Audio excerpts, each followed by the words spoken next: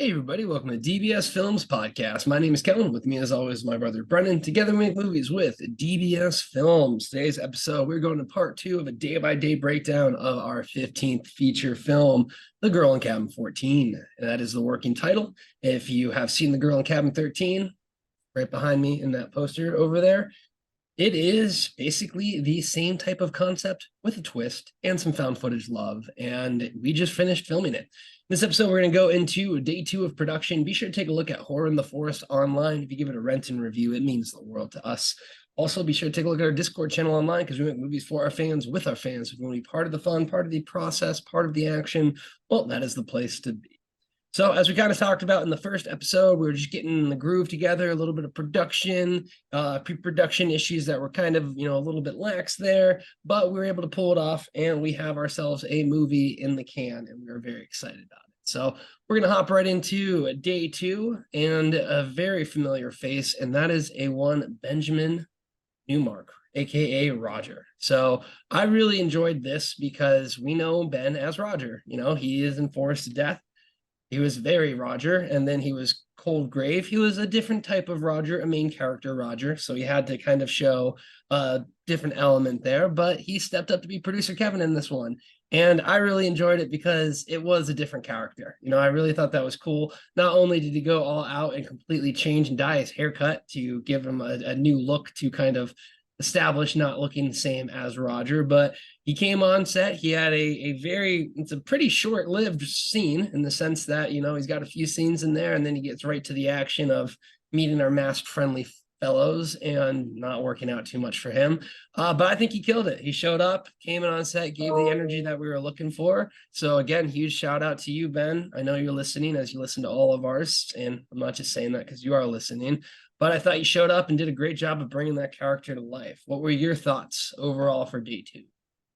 Yeah, I mean, Ben is a very crucial character in this movie. And just going back to the audition process, I think we had about 500 Kevins in there, and he was maybe one of only a handful that really understood what we were trying to get, which I think was very interesting because I literally put at the top of the audition sides, this character is Ari Gold from Entourage, but douchier. And if you don't know who Ari Gold is you can Google him and understand the character and the energy. And he speaks with he's basically a caricature. So the fact that I have 495 auditions of people who completely missed that mark was very concerning.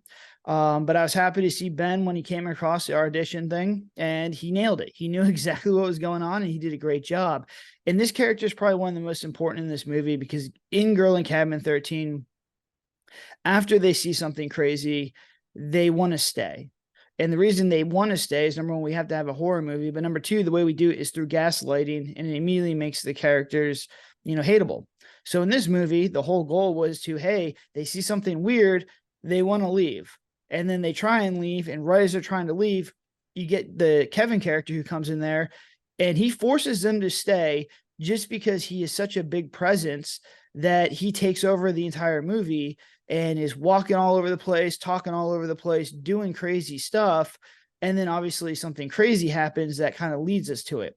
But, we could have a downbeat here. We could have characters talking back and forth. Should we stay or should we go? And instead with this one, we just threw this, firecracker of a character into this situation, and he forced them to not leave. And I'm really hoping it works out because it's actually pretty easy to do. Ben came in there and gave a really unique twist. I think you saw a lot of acting range in there to go from, Roger, who's like a really kind of slower thinking character, who talks slow and he kind of, builds suspense with his voice, to Kevin, who is the complete opposite of that. And he's running around in circles, and he's, talking really, really fast, and he's making jokes, and he's yelling at the characters.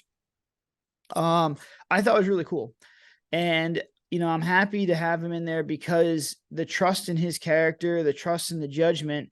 Once again, we didn't have a lot of pre-production time, but he was texting me the entire time. And our Zooms consisted of, hey, do we really need to be talking right now? Do you understand? Do you have any questions? He's like, no. And he came in and gave exactly what I had in my head, pretty much to a T. And I thought that was really wild. And he did, like, that stuff was like, he's in that movie for a lot of minutes. That's a long scene. He had like 3 or 4 really long scenes. And then he had the special effects scene. So he was working from 8 at night pretty much until the sun was coming. It was like 5:30. And I don't know if another actor would have been able to pull all that stuff off. And I think that day was one of the best days in DBS history as far as footage that we're going to use minutes wise in the actual movie, which I think is just a testament to his acting and, his ability to come in here and deliver a really good performance. Yeah, Ben really knocked it out of the park on that one, and I believe I dropped him off at 7:30 a.m. So the sun had been very up by the time that we got back there. And really, it is a testament to his craft, his skill set, and being able to understand what we're looking for. One thing I wanted to kind of touch on before we go into deeper to his performance, I think one thing, and we haven't really been able to prove it yet because we still have in post-production the Bigfoot project. But I think one thing that seems to be working, at least from my opinion of the rough edit and the pacing, is we're starting to do things where we just kind of introduce characters. Like you meet a character, you meet a character, you meet a character, you meet a character. Bigfoot, you really kind of go from one to another, to another, to another, to another, to another. We kind of pulled back a little bit on this one in that sense, but I still think the element of Kevin is a big example of that. What you kind of mentioned with Girl in Cabin 13, you just have basically Brad being the king gaslighter to Sonny because we don't have any other characters where you can introduce these other characters and progress that plot there. So I'm kind of curious if you're kind of feeling that same thing where having these core pivotal characters, and again, this is just for indie filmmakers out there, is something that can be done very strategic. And again, it's very well contained. You get the full element of Kevin. I mean, he makes it very clear what his role is in this universe kind of right away, and like the role that he's progressing and pushing this and moving it forward. And it gives you another kill in a horror movie. And I think it's always great to get more kills because kills are typically never boring. They're usually something where it's like, oh, wow, either that looked really, really cool, or, oh, wow, that looked terrible. But usually a kill will get you something, just a little bit of spice on that, action meter there. So what are your thoughts on kind of having these characters playing these roles? Because I think they're a great pacing tip is to just have unique characters show up. And I think the hard part is they need to be completely contained. You don't want to have them flowing. And I think Kevin's a perfect example of that. Yeah, I think one thing I learned from Bigfoot is to help pacing out is we never have a scene that's over a minute. So every single scene, I think there may be a couple scenes with the Bigfoot hunter that are longer sit down narration scenes for the most part. Everything's about a minute long. And I think that really helps with pacing. In this movie, I don't think there's any scene that's over a minute. And, he comes in there and we're going to have a lot of cuts in there. We're going to, manipulate him so he has even more energy. But I do think you got to add characters. You got to add different locations. You got to cut fast if we're going to get over this sort of pacing issue that we have. I think where we are at, with our movies, to do a slow burn horror movie is very, very, very difficult. It's probably almost impossible. And that's coming from me who loves, my favorite genre of horror movies is slow burn psychological thrillers. But to do that, you really have to lean on the actors for acting. You're really, putting them in sole position to carry this movie. And just with our pre-production time, with our budget, with everything, it's a tough ask for anybody. So I think what's going to happen now is you're going to, if people respond well to this movie, if they like the pacing, we'll kind of more lean onto it. But it's a good thing because we can bring in people for 1 or 2 days and really kind of get them, going. There's multiple actors in this movie who are only here for 1 or 2 days that we added in really easily. And I think that allows them to focus on their scene and give me, a good 3 or 4 minute performance because they're so dialed in on that. And I like that, I like that model. I like that philosophy. I think, we're gonna have to figure out something with travel, but like, that's the only downside is just getting these people in and out. But, through Bigfoot, through this one, I agree with Kel. I think, having these new characters, it adds so much production element to it. And it really gets the characters on a journey. The whole premise of this whole movie was to, get Hope to go through just one giant final girl movie. This is just bad stuff happened to her, and then she overcome it.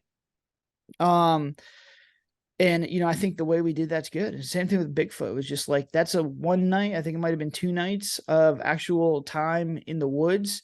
But I think that this movie is actually a little bit more closer to Murder House than the original Girl in Cabin 13, as in it all happens in one night. And I'm really interested to see the feedback on this one versus Murder House, because I know Murder House, once again, took a while to get going. There's a lot of longer scenes. And this one, I believe, will also be easier to edit because of just how everything flows together, just based on how we wrote the script.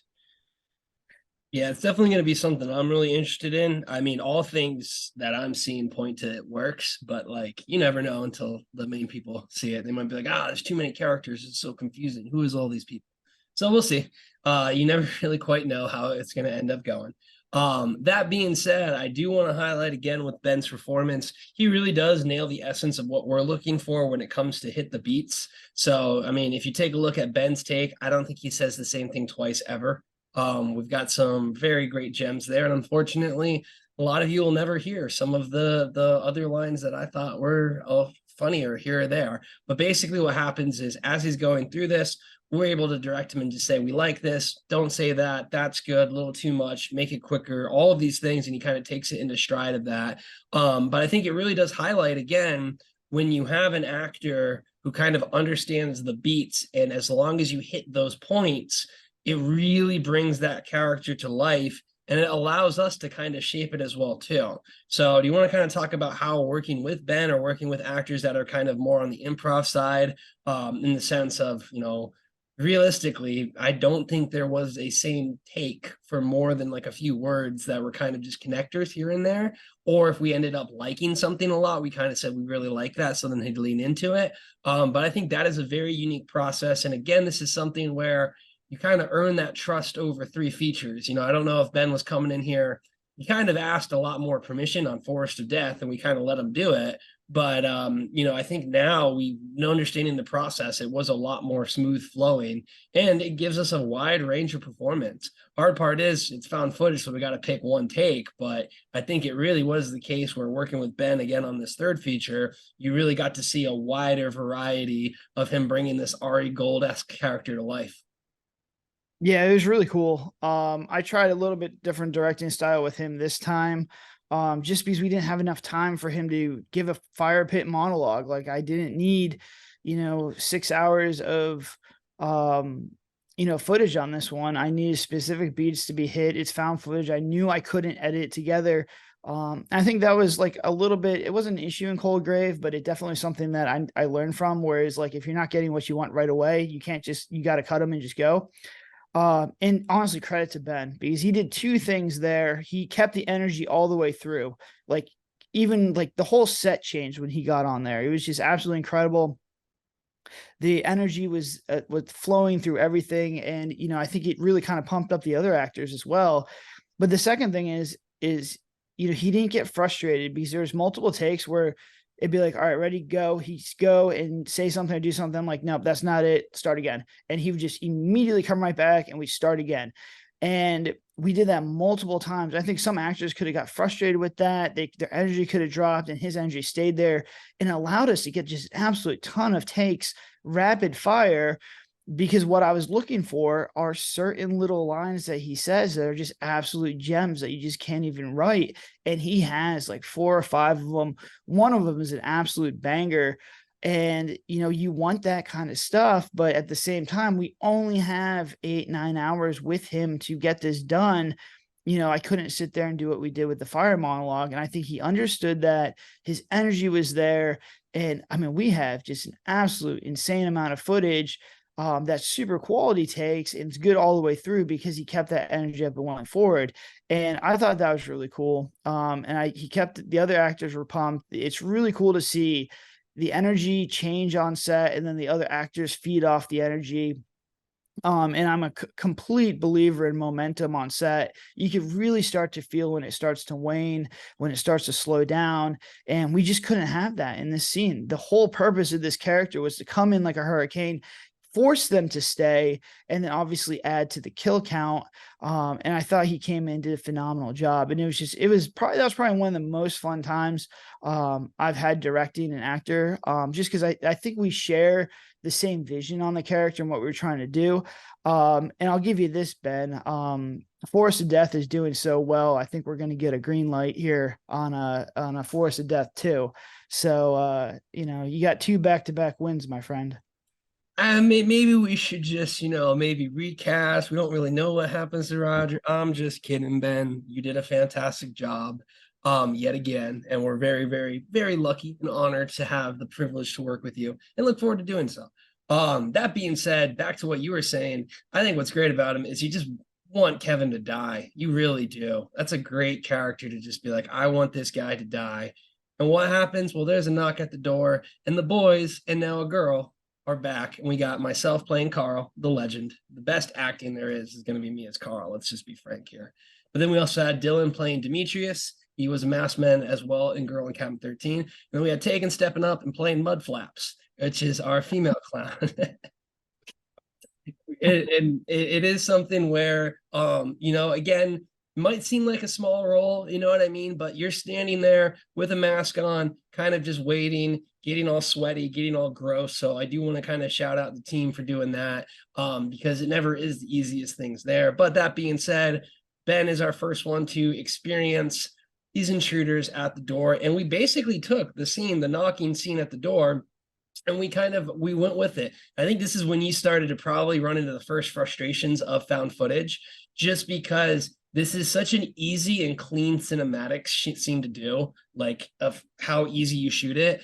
Found footage wise, there's a knock at the door. No one's at the door. You go back. There's another knock at the door. We're out there. Now there's a special effects. Where's the cut point? So there's all of these different things going. And again, you have Ben having to hit his marks and deliver this monologue of essentially, we have Brendan and Isabella kind of going with their lines as well too. But this is mainly, again, Ben carrying it, showing that, hey, look at me, I'm a tough macho guy, I'm not afraid of these clowns. So there was just a lot of dynamics going into that. And I mean, I think that was probably the bulk of our shots, was that scene right there of just getting him out, getting him threatening the clowns, and us, standing there looking menacingly.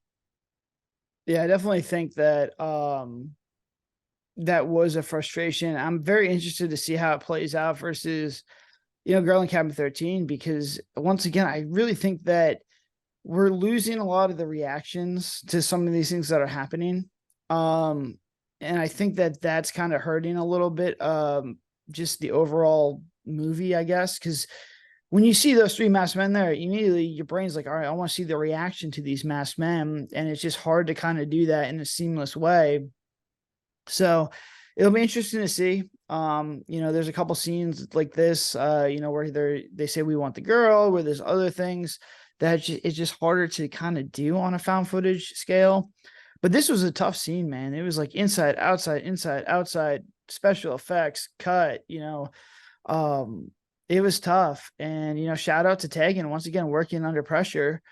There was a time when I said, we're probably not going to get this. And we started figuring out, all right, how can we get Ben back out here? And he's just like, I don't know if I can come back out here. And we're like, all right, Tegan, you got to go.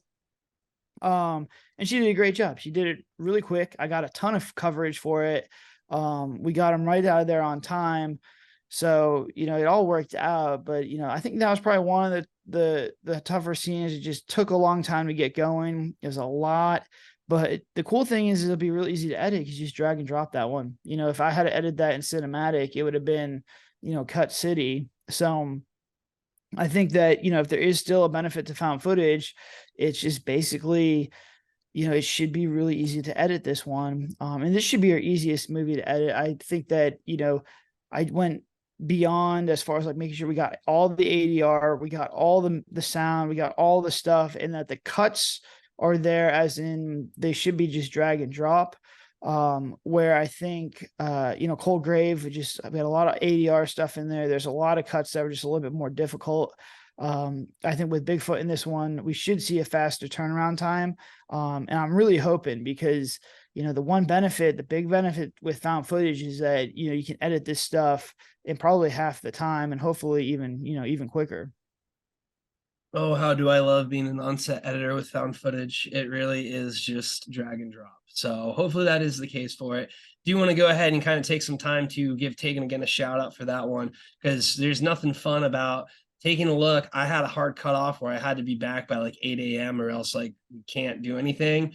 Ben had a hard cutoff as well too. So we were kind of making plays, what we were going to do, how we were going to do it. And then boom, sure enough, as soon as she got Ben's forehead sticky from being a little sweaty, we were able to get that hammer hit onto it, and I think it came out really, really well. And again, I think this goes back to what we were saying earlier is when you have multiple characters, you get to bring a character, have them play a special shade of a side character that's unique, and then you get the ability to go ahead and kill them. And I would say the hammer smash, this is one that we've kind of done before to some degree, but with Tegan stepping it up, I think it really, really amplifies just kind of the action element to it. And again, at this point, this is bloody scare number 2, I would say, because it's just chainsaw and then this, but the chainsaw is really intense.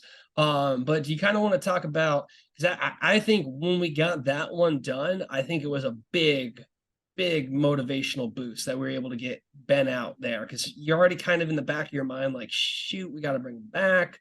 I've already dealt with Ben so much. It's really, you can only take so much of him before you just got to get him off set. So that was one. But the biggest thing, I really think it is being able to nail those scenes and being done and being wrapped on that and having the quality. I think that's exactly what you're looking for in a day 2. I mean, that was a clean one. The footage looks good.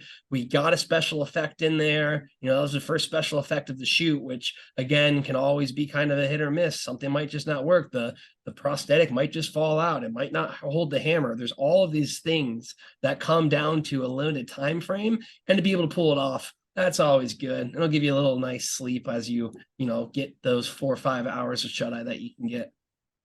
Yeah, I mean, we made it day 2 for a reason because I knew it was gonna be the hardest day. It was, I think, the most pages that we had to shoot, and we had special effects. And when you have multiple actors, like it's not only Ben that has to carry this, but Isabella and Brendan have to do a good job as well. And this is the first time that they're going to be working with another actor, so it's like there's a lot of risky stuff on here.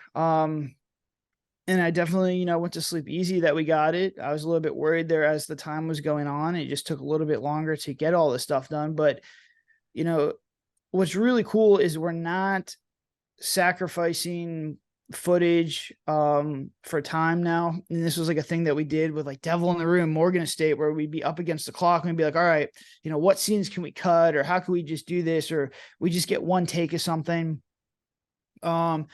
This one we rushed, we had urgency to it, but we still got a ton of coverage and everything that we need to be successful. I think that's definitely a shift in our production, is that even when things start to, your back starts to get against the wall, we're able to rally, we're able to get what we need. And you still have that kind of urgency in there. But yeah, I mean, I think we hit this one right on time. I mean, 5:30, 6 o'clock is pretty much the cutoff for this one. I know we had to do a little bit early because you and him had to go home, but for the most part, we came in, we got it done.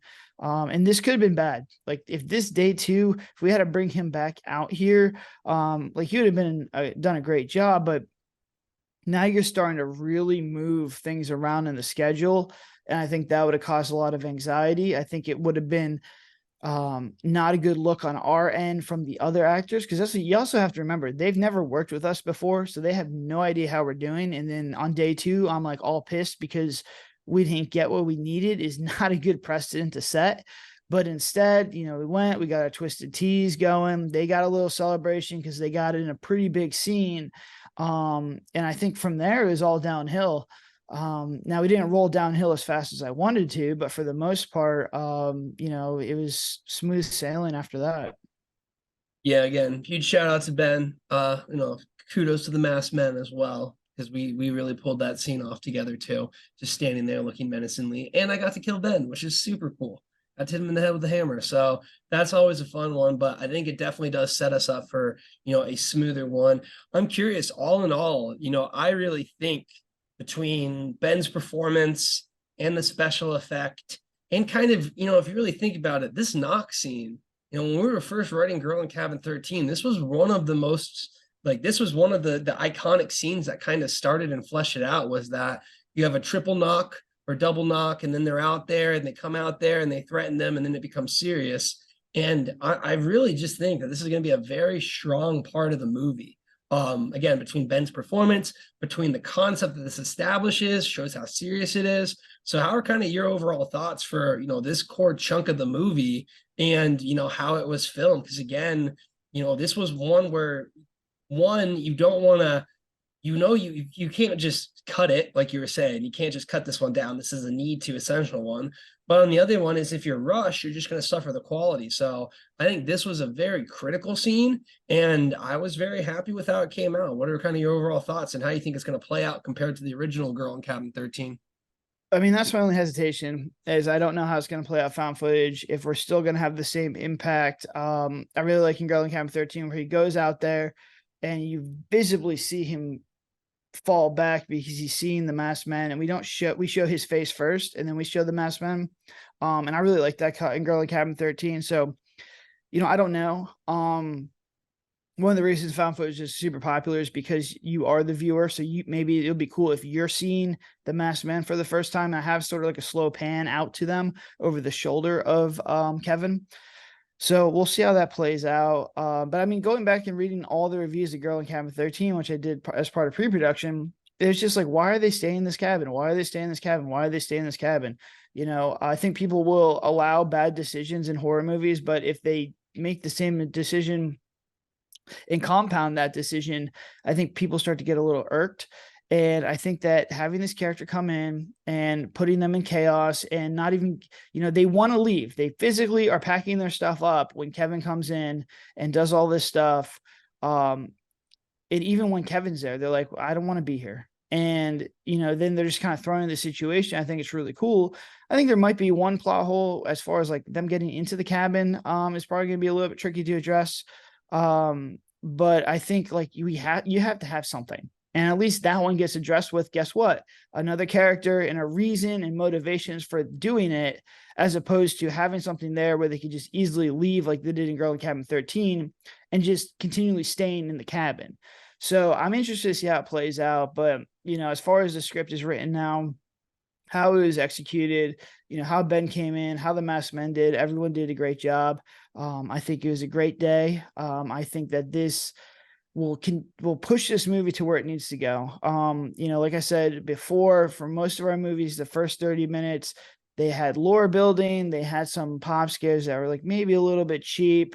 They took a while to get going, but we kind of mastered the 30 to 1 hour aspect of it. And I think that this one really kicks things off in about the 20-minute mark. Ben's scene is about 8 minutes of footage. And then right when that hammer comes down, it's about the 30-minute mark of the movie, which is pretty much our halfway point. So I'm really happy with the pacing and everything in there. I'm just excited to see, is it going to be an issue with the, just the found footage versus cinematic, as far as like what concepts we can do. And I'm really hoping that this, it does work and people like it and we can keep going with it, because once again, it's easier to edit. These things are a little bit more fun for me to shoot. But once again, I don't know how much of the reactions play, in a part of this, and, how much, that's going to just be the difference between, Girl in Cabin 13 and Girl in Cabin 14. It's going to be interesting. Again, that found footage, we're kind of doing the reverse now from Murder House, where we went found footage to cinematic. Now we're going from cinematic to found footage. The hard, variable there is just our skill increasing from one shoot to the other. So it's really kind of hard to get kind of an apples to apples. But I think that is going to be interesting. Again, huge shout out to Ben on this one. You really crushed it. Thank you, my friend. As always, I will potentially return those aviators to you because you did such a good job, but I do have them currently safe and sound. That's going to go ahead and wrap up this episode. As always, be sure to take a look at our movies online or in the force. It's not out. You can rent and review it. It means the world to us. And also take a look at our Discord channel online. We're doing movies for our fans with our fans, and that is the place to be. part of the action. But until then, have a good one, my friends.